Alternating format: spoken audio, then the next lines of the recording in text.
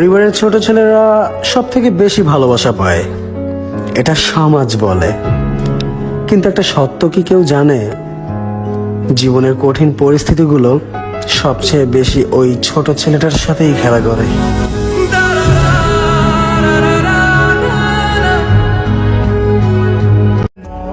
বদলাই নাই, তবে আজকাল শান্ত থাকতে অনেক ভাল লাগে।